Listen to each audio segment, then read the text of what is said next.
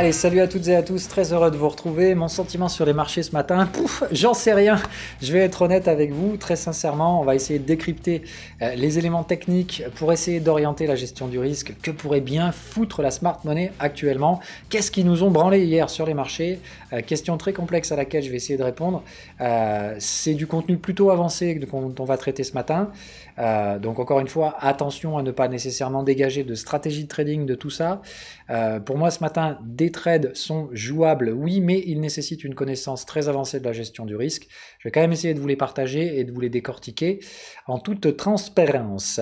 Donc déjà, la première des choses qu'on va faire, c'est revenir sur ce qui s'est passé hier pour essayer donc de contextualiser tout ça, s'assurer qu'on n'ait pas affaire à des flux, parce qu'encore une fois, si on est en train de s'opposer à des flux, ça sent surtout que vous allez vous faire couper la tête. Donc on va s'assurer d'abord de ça, et pour ça, on regarde toujours les mêmes éléments techniques.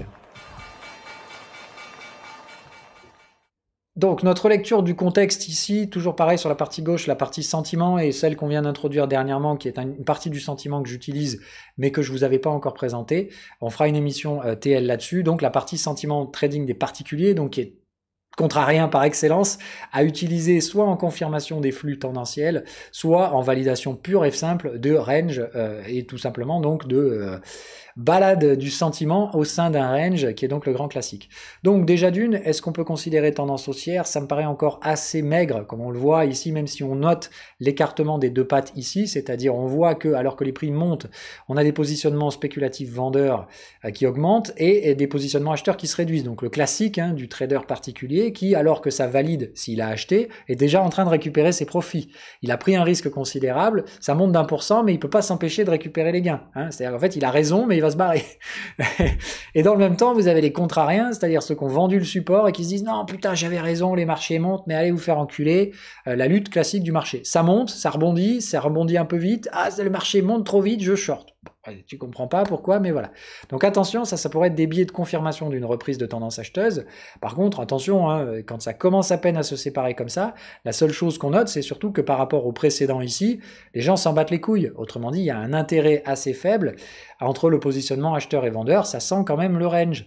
Voilà, donc on fait relativement attention à tout ça.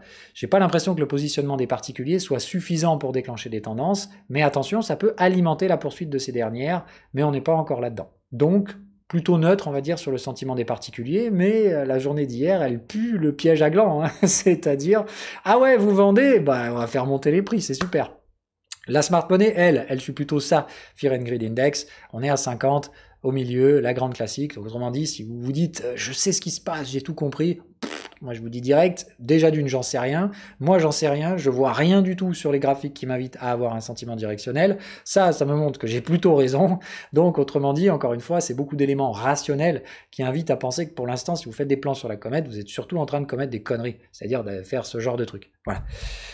On poursuit, hier la session, ce qui m'intrigue, c'est le très faible volume sur la partie cash. Autrement dit, tout s'est traité hier sur la partie future, donc sur des produits dérivés, et on voit que ça arbitre un petit peu sur la partie cash, c'est-à-dire qu'à l'ouverture du marché, ça achète, ça vend, mais ça bouge pas trop, quoi. Sur les actifs corrélés, toujours rien, on a des haussiers, des baissiers, donc ça sent les arbitrages, et sur le 30 ans, même chose, ça franchit pas les résistances. On voit que ça essaye, on voit que ça a envie d'aller au nord, on voit bien que ces structures-là, théoriquement, sorties haussières de ces compressions triangulaires, etc. Mais en soi, pourquoi les taux se baisseraient alors qu'on n'a pas de rendez-vous de la Fed maintenant avant novembre? Donc en soi, ça sent surtout les positionnements spéculatifs sur les taux, autrement dit, allez, prenons du risque. Voilà. Donc ça, c'est ce que tout le monde se dit. Est-ce qu'on a une reprise de tendance haussière? Peut-être, mais par contre, je veux le voir sur les taux, sur ce que je ne vois absolument pas pour l'instant. Même chose sur le VIX, il n'y a rien du tout. Autrement dit, clairement, il n'y a que des arbitrages. Ça se positionne sans non plus se mouiller un peu trop. Autrement dit, une patte acheteuse, une patte vendeuse. Comme ça, si on a tort, ça coûte pas trop cher. Voilà ce qu'est en train de faire la smart money, nom de Dieu. Et qu'est-ce qui s'est passé hier? On va essayer de voir sur les graphiques.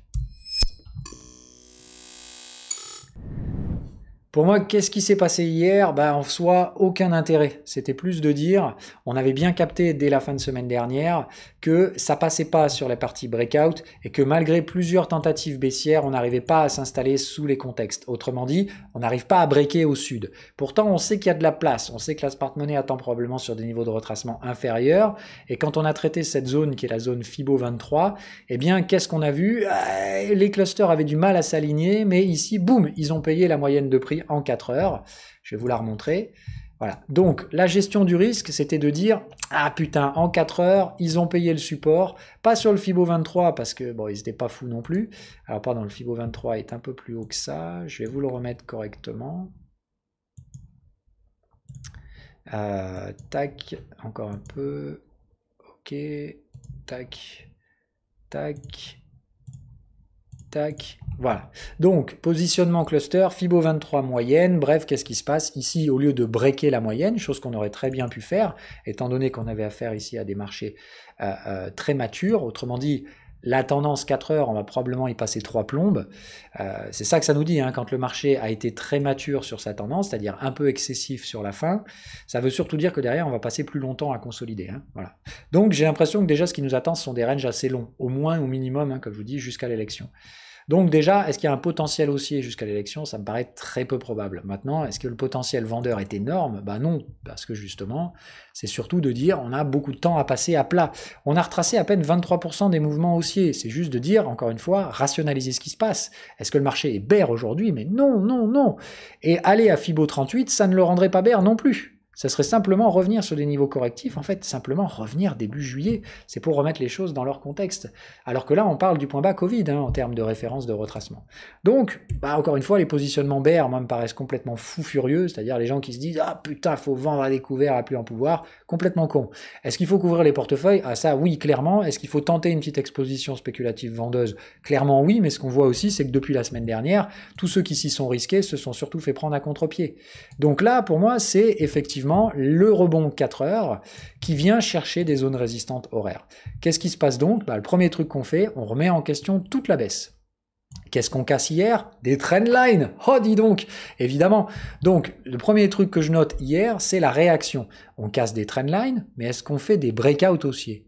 Non, les seules choses qu'on essaye de faire sur ces breakouts haussiers, c'est juste de marquer des sentiments. J'ai l'impression que le seul truc qu'on fait depuis, c'est rester à plat au mieux, pour essayer d'aller plus haut après. Mais est-ce qu'on a affaire à un marché haussier? Je pense clairement que non.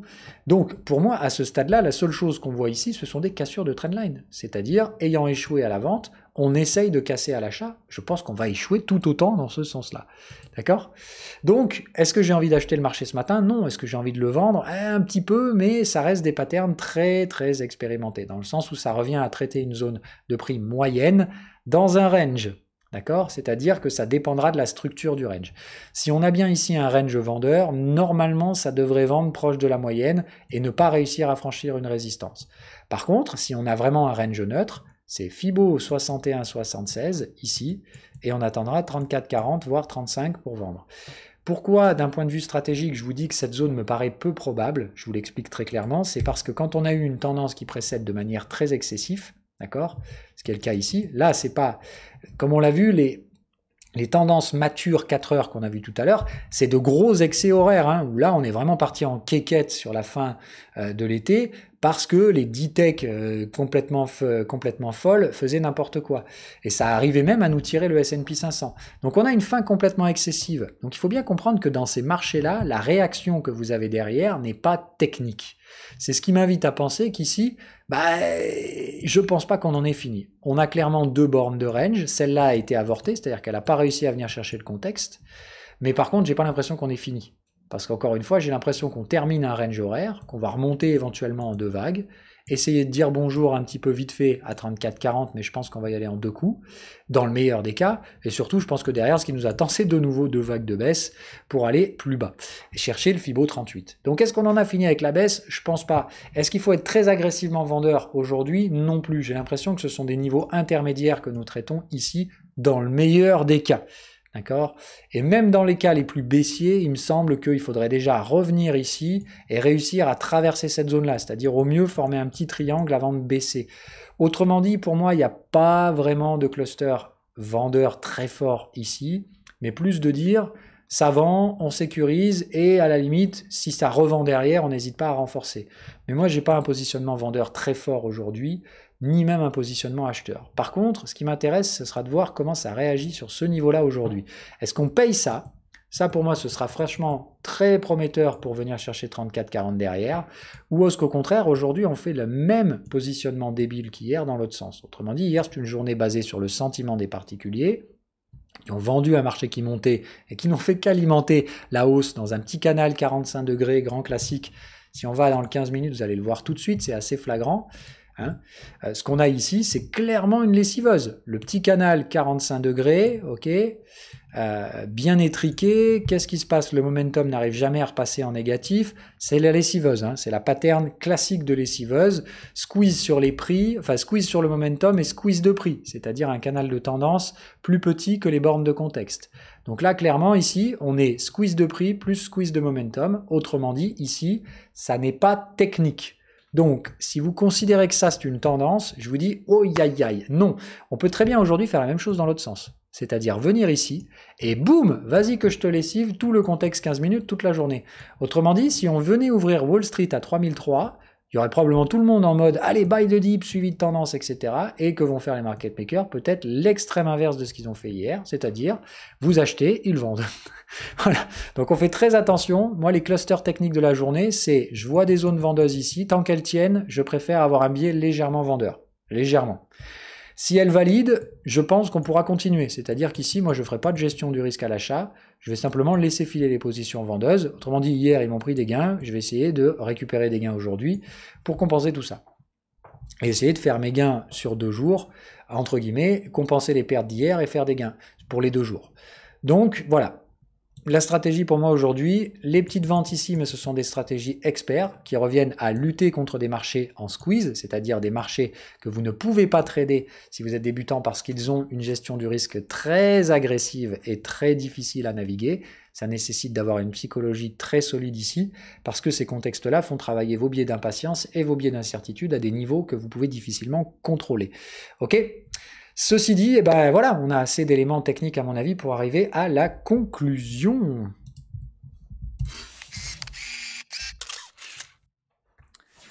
Donc si je résume ici, il n'y a pas besoin de faire une émission de 20 minutes. Pour moi, hier, est-ce que ça fait du sens? Non, parce que ça nécessite d'être confirmé par des biais qui, pour l'instant, ne confirment pas. C'est-à-dire que ce soit sur les gestions corrélées du sentiment, on voit bien que le sentiment aujourd'hui n'est pas du tout en train de monter, il est toujours à 50, en train d'attendre des informations. On voit bien que côté taux, 0 mouvement.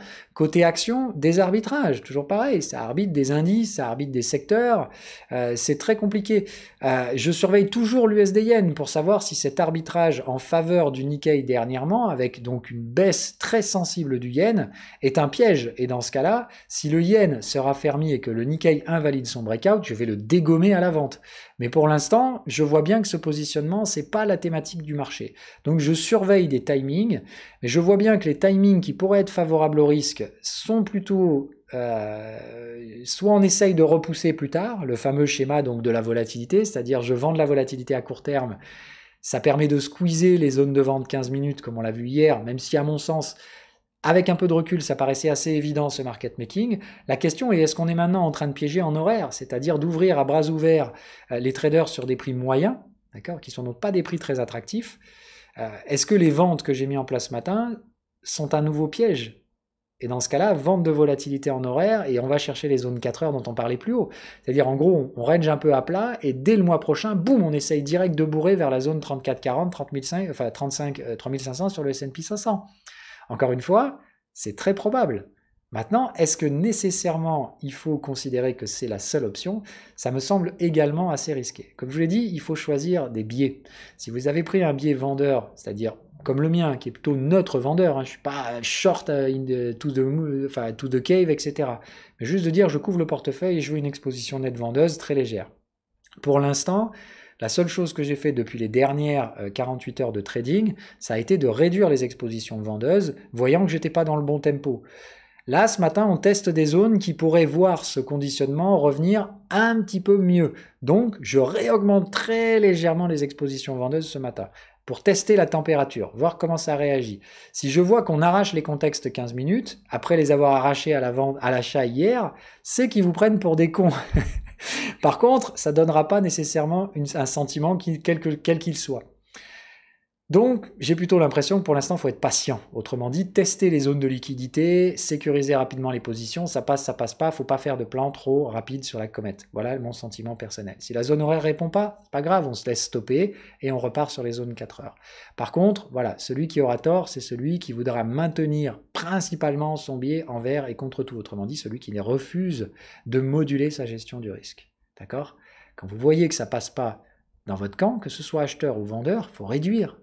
Faut couper. Voilà, faut pas avoir ce genre de truc de dire « Ah non, j'ai raison, le marché a tort, etc. » Genre, si tout ce que vous retenez de l'émission d'aujourd'hui, c'est de dire « Ah ouais, Phil a dit que c'était du market making, du coup, je peux tenir des ventes. » Attends, j'ai jamais dit ça.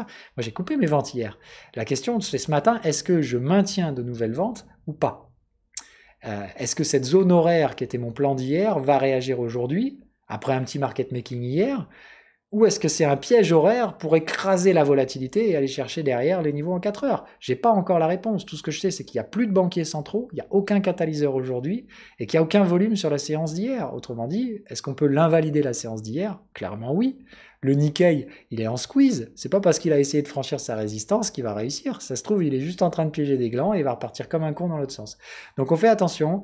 Moi, je regarde toujours ces facteurs de risque corrélés. Quand je verrai les planètes s'aligner, je saurai qu'une tendance va émerger. Pour l'instant, je vois rien de tout ça. Je ne vois qu'une smart money qui fait des hedges à droite, à gauche et qui essaye de générer un peu de rendement sans prendre trop de risques. Donc, faites pareil. Soit vous faites du hedge, soit vous faites du stock picking. Mais en tout cas, évitez de faire des plans directionnels dans ces marchés. Sur ce, je vous souhaite une agréable journée et je vous dis à bientôt. Je vous mettrai en update dès que je verrai des trucs, mais sérieusement, pour l'instant, je cherche partout, je ne vois rien qui me permette de prendre une direction plus marquée qu'une autre. Donc, je traite les zones de liquidité dans le sens que moi j'ai choisi, la vente. Si vous traitez les zones acheteuses, vous pouvez le faire. Aujourd'hui, les zones acheteuses, c'est contexte 15 minutes. Si vous voyez que ça ne réagit pas, prenez un stop loss et contexte horaire. Voilà, pour moi, il n'y a pas d'autre stratégie pour l'instant que faire ces trucs-là. Sur ce, je vous souhaite une agréable journée et je vous dis à bientôt. Cet après-midi, je vous enregistre les cryptos, hein, c'est promis. Salut!